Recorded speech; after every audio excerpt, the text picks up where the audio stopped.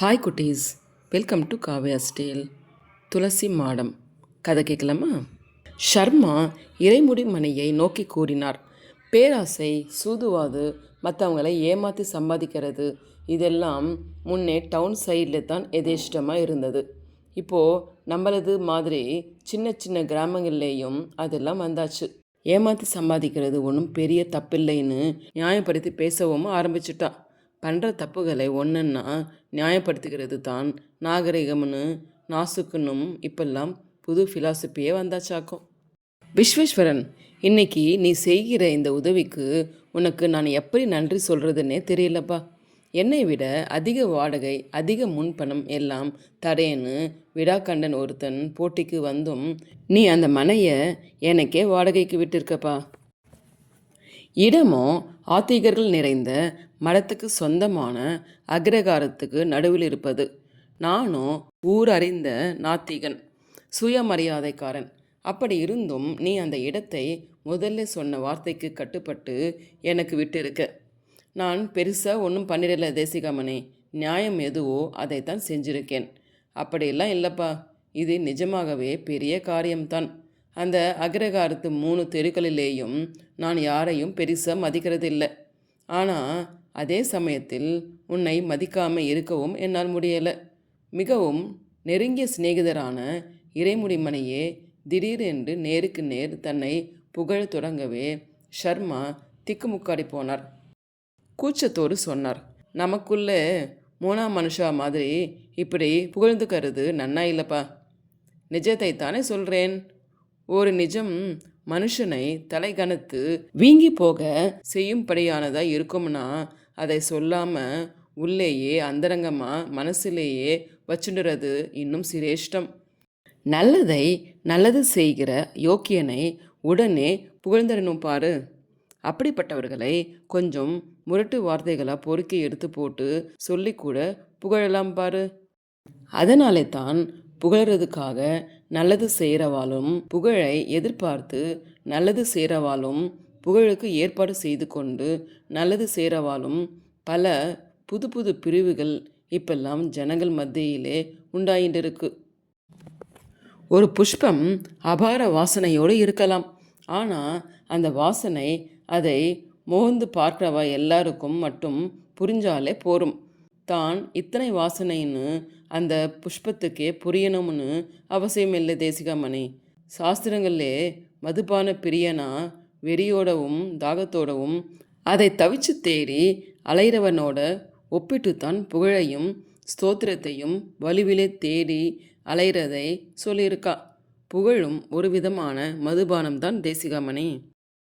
தாம் சொல்லி விடை பெற்று கொண்டு புறப்பட கருதிய இறைமுடிமணி பேச்சை உடனே வேறு விஷயத்துக்கு மாற்றினார். நம்ம தம்பியோட வந்திருக்கே பிரெஞ்சுக்காரே, அது தங்கமான பொண்ணை தெரியுது. தமிழ் நல்லா பேசுதே. நீ இங்கிருந்து எழுந்திரிச்சு போகிற வரை உனக்கு முன்னாலே உட்காரவே இல்லைப்பா அந்த பொண்ணு. உண்மையில் நல்ல மரியாதையப்பா அதுக்கு. அது மட்டும் இல்லை, நல்ல படிப்புள்ள புத்திசாலி. ஒரு பிரெஞ்சு பொண்ணு இத்தனை அருமையாக தமிழ் பேசுகிறது அபூர்வமான விஷயமாப்பா. உனக்கு ஆட்சேபனை இல்லாட்டி நான் அவங்களுக்கு நம்ம படிப்பகத்தில் ஒரு கூட்டம் ஏற்பாடு பண்ணி வரவேற்பு கொடுத்து பேச சொல்லலாம்னு நினைக்கிறேன். தம்பி ரொம்ப கொடுத்து வச்சிருக்கு. அழகு, அறிவு, இங்கீதம் 3மாக சேர்ந்து அமையிற வாழ்க்கை துணை கிடைக்கிறது பெரிய காரியம்.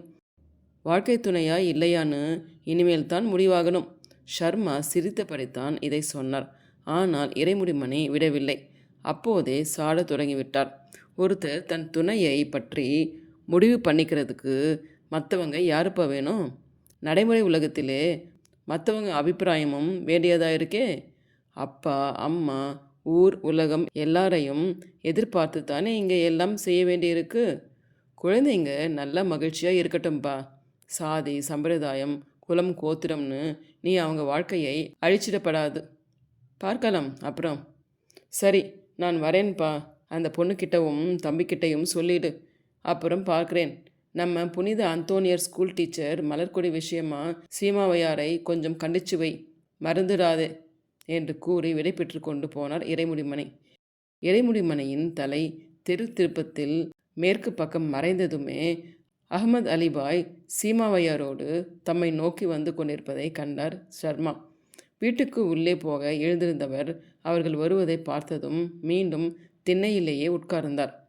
படியேறி வந்த அவர்கள் பேச்சை தொடங்குவதற்கு முன் ஷர்மாவை தொடங்கிவிட்டார். என்ன பாய், நான் தான் சொல்லி அனுப்பியிருந்தேனே, இதுக்குள்ளே அவாளை போய் ஏன் சிரமப்படுத்துறேல்? இல்லைங்க, நம்ம ஐயாவே வந்துடுறேன்னு புறப்பட்டு கூட வந்துட்டாங்க. உட்காருங்க சீமாவையார்வாள், இதுக்காக நீங்கள் சிரமப்பட்டு இத்தனை தூரம் வந்தே இருக்க வேண்டாம். சீமாவையார் வெற்றி இலை பெட்டியையும் பிரம்பையும் முதலில் திண்ணையில் வைத்துவிட்டு அப்புறம் உட்கார்ந்தார். வர வேண்டாம்னு தான் பார்த்தேன், மனசு கேட்கல. மடத்து சொத்து நல்ல மனுஷாளுக்கு பிரயோஜனப்படணும், மடத்துக்கும் பிரயோஜனப்படணும். வாஸ்தவமான பேச்சு, அதில் சந்தேகம் என்ன? ரெண்டாவது அபிப்பிராயத்துக்கே இடமில்லாத விஷயம் அது. பேசுகிறது என்னமோ தேனொழுக பேசிடுறேல், ஆனால் காரியத்திலே ஒன்றும் பண்ண மாட்டேங்கிறேலே. அவர் சொற்படி கேளாமல் முந்திய நாள் ஸ்ரீமரத்து நிலங்களை குத்தகைக்கு விடுவதை தான் ஒத்தி போட்டு தள்ளி வைத்த கோபம் சீமாவையாருக்குள் சேர்ந்து இருக்கிறது என்று இப்போது ஷர்மாவுக்கு புரிந்தது.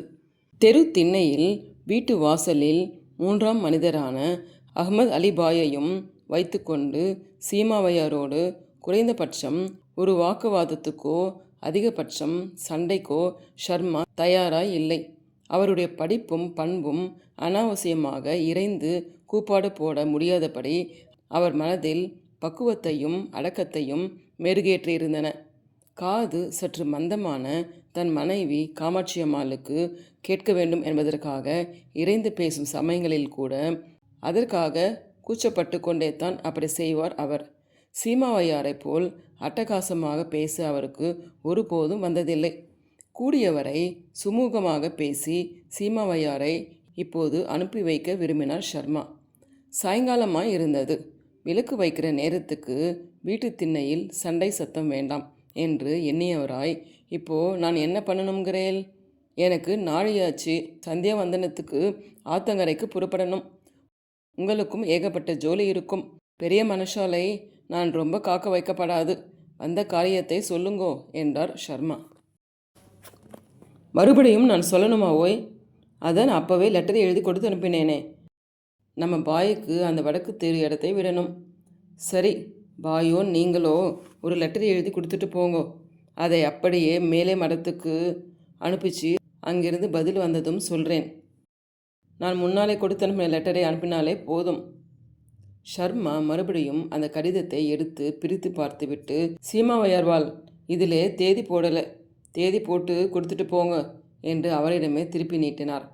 வீட்டுக்குள்ளே இருந்து யாரோ சந்தியா கால விளக்கு ஏற்றி வரும் ஒளி இடைக்கழியிலிருந்து படர்ந்தது. ஷர்மா வீட்டின் இடைக்கழியை பார்த்தார். அவரே எதிர்பாராதபடி கமலி கையில் விளக்கோடு வந்து அதை பிறையில் வைத்து விட்டு போனாள். ஒரு ஸ்வர்ண தீபம் இன்னொரு வெறும் தீபத்தோடு வந்து போனதை சீமாவையாரும் அகமது அலியும் கூட பார்த்தனர். யாரு புதுசாக இருக்கே, இங்கே வந்திருக்காங்களா? யூரோப்பியன் மாதிரியாக இருக்குது. ஆமாம், எனக்கு நாழியாகிறது. சந்தியாவந்தனத்துக்கு போய் ஆகணும். தேதி போட்டு கொடுங்கோ.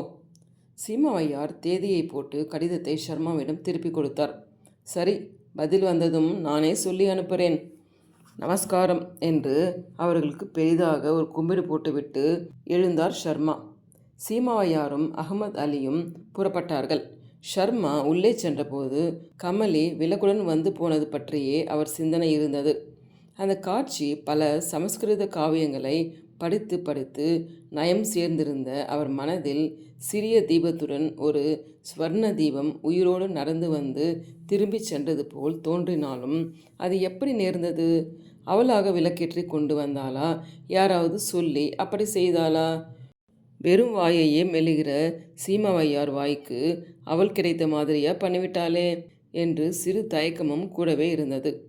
கமலி என்ற பிரெஞ்சு யுவதி தன் மகன் ரவியுடன் வந்து தங்கியிருப்பதை பிறர் அறியாமல் வைத்திருப்பது என்பது அந்த சிறிய கிராமத்தில் இயலாத காரியம் என்பதையும் அச்செய்தி தானாகவே அதற்குள் கிராமத்திலும் சுற்றுப்புறங்களிலும் பரவியிருக்கும் என்பதை அவர் உணர்ந்தே இருந்தாலும் அயோக்கியனான சீமாவையாரின் முன்னிலையில் கமலி இப்படி ஒரு தர்ம சங்கடத்தை உண்டாக்கிவிட்டாளே என்ற ஒரு சிறிய கலக்கமும் உள்ளூர இருக்கத்தான் செய்தது.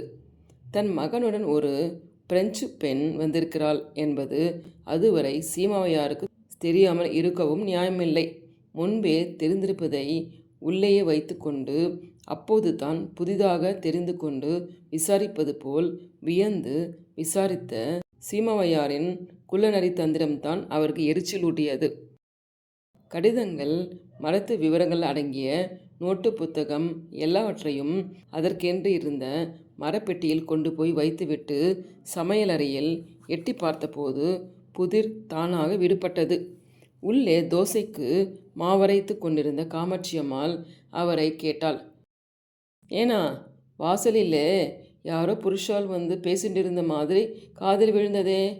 பாருவை விளக்கேற்றி திண்ணை பொறையில் வையின்னு குரல் கொடுத்தேனே, செஞ்சாளா?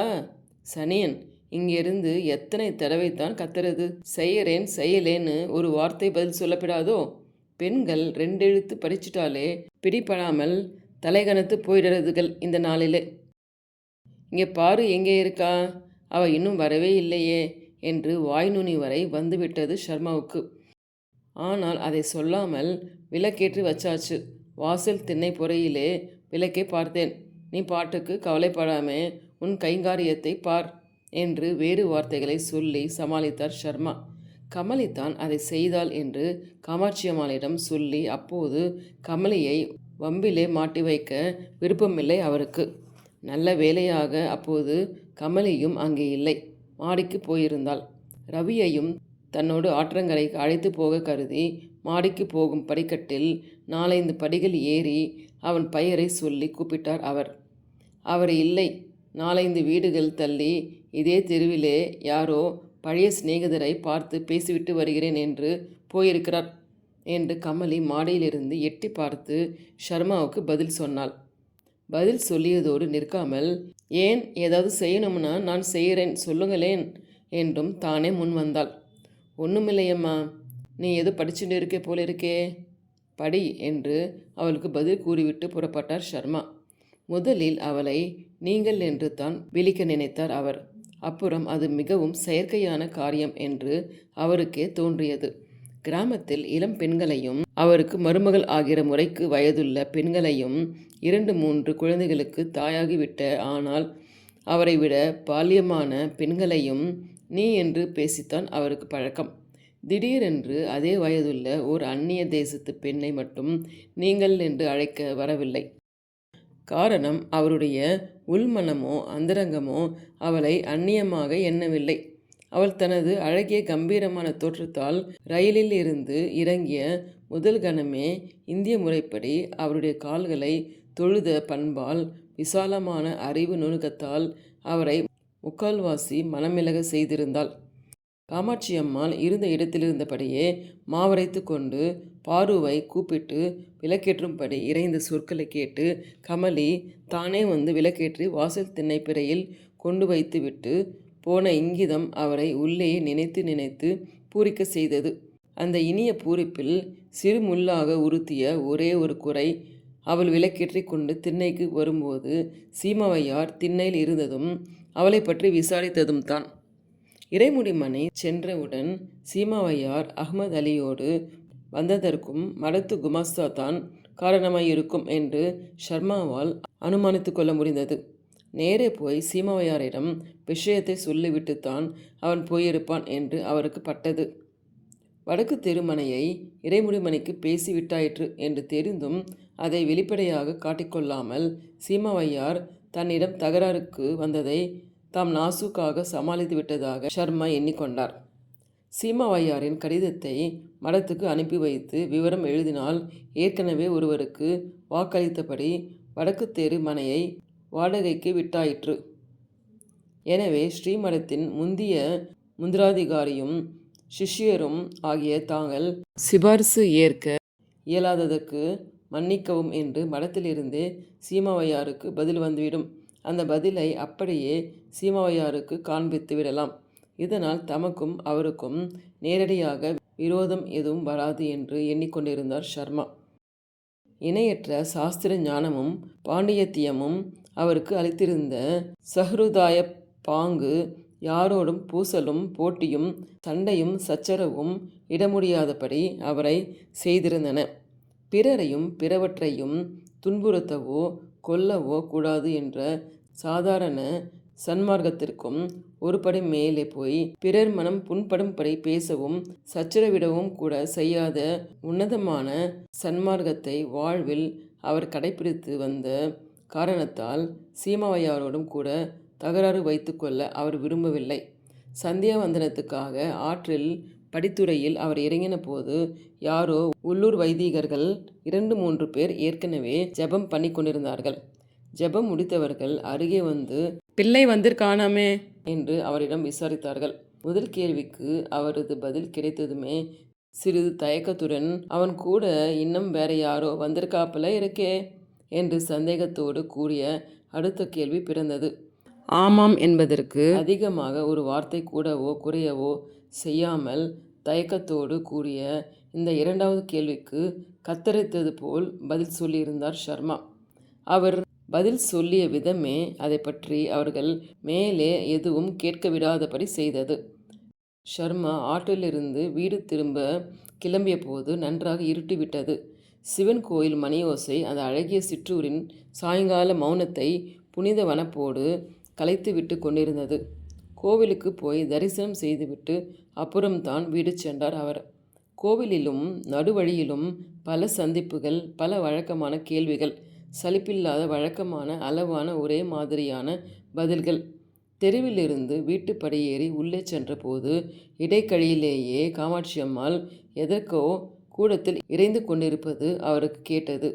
பாருவும் கமலியும் கூடத்தில் காமாட்சியம்மாளுக்கு முன்னால் நின்று கொண்டிருந்தார்கள். ரவி இன்னும் வீடு திரும்பவில்லை போல் இருக்கிறது. ஷர்மா உள்ளே வருவதைக் கண்டு இரைச்சல் நின்று போய் ஒரு தற்காலிக அமைதி கவிழ்ந்தது. ஏதோ ஒரு சிறிய மனஸ்தாபத்துக்குரிய மௌனமூட்டம் அந்த கூடத்தில் அப்போது நிலவிக் கொண்டிருந்தது. ஷர்மாவை பார்த்ததும், "நீங்களே சொல்லுங்க, இது நன்னாவா இருக்கு?" என்று காமாட்சி அம்மாள் கேட்கத் தொடங்கி அதை விவரித்த போது தான் தாம் நாசூக்காக சமாளித்து விட்டதாக நினைத்து கொண்டு புறப்பட்டு போயிருந்த ஒரு விஷயம் இப்போது தற்செயலாக கண்டுபிடிக்கப்பட்டு சிறியதொரு சண்டையாய் தலையெடுக்க இருப்பது அவருக்கே புரிந்தது. ஓகே குட்டீஸ், இந்த கதை பிடிச்சிருந்தா லைக் பண்ணுங்கள், ஷேர் பண்ணுங்கள், சப்ஸ்கிரைப் பண்ணுங்கள், கமெண்ட் பண்ணுங்கள்.